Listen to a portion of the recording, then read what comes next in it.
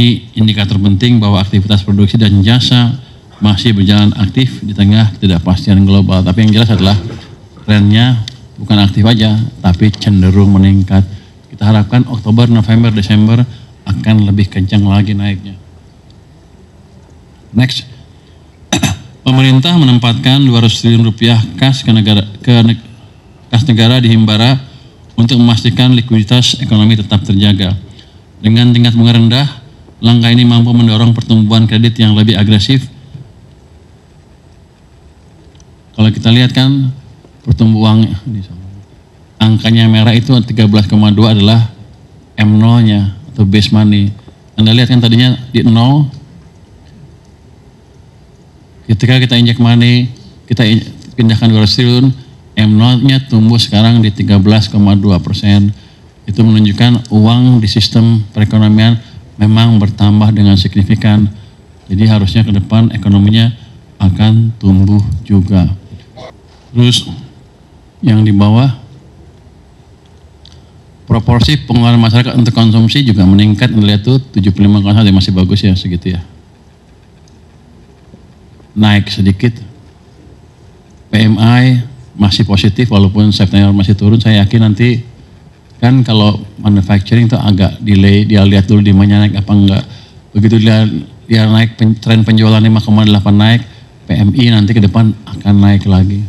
Jadi supply pun akan mengikuti kenaikan demand. Konsumsi listrik sektor bisnis, industri dan rumah tangga masih tumbuh, masing-masing 4,7%, 4,1%, dan 0,7% pada September 2025.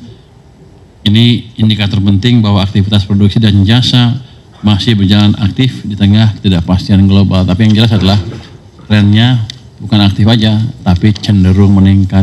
Kita harapkan Oktober, November, Desember akan lebih kencang lagi naiknya. Next, pemerintah menempatkan 200 triliun rupiah kas negara di Himbara untuk memastikan likuiditas ekonomi tetap terjaga. Dengan tingkat bunga rendah, langkah ini mampu mendorong pertumbuhan kredit yang lebih agresif. Kalau kita lihat kan pertumbuhan angkanya merah itu 13,2 adalah M0-nya atau base money. Anda lihat kan tadinya di 0.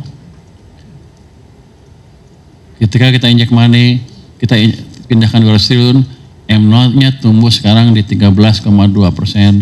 Itu menunjukkan uang di sistem perekonomian memang bertambah dengan signifikan. Jadi harusnya ke depan ekonominya akan tumbuh juga. Kalau kita lihat yang diserap sebelah kanan ya, sampai akhir September lebih dari 112 triliun telah disalurkan kembali ke masyarakat dalam bentuk kredit produktif. Artinya lebih dari separuh dana yang ditempatkan sudah bekerja untuk menopang konsumsi, investasi, dan pertumbuhan ekonomi nasional. Inisiatif ini bukan hanya soal likuiditas, ini soal penciptaan multiplier effect, menurunkan cost of fund, mendorong pembiayaan sektor real, dan menjaga momentum pemulihan.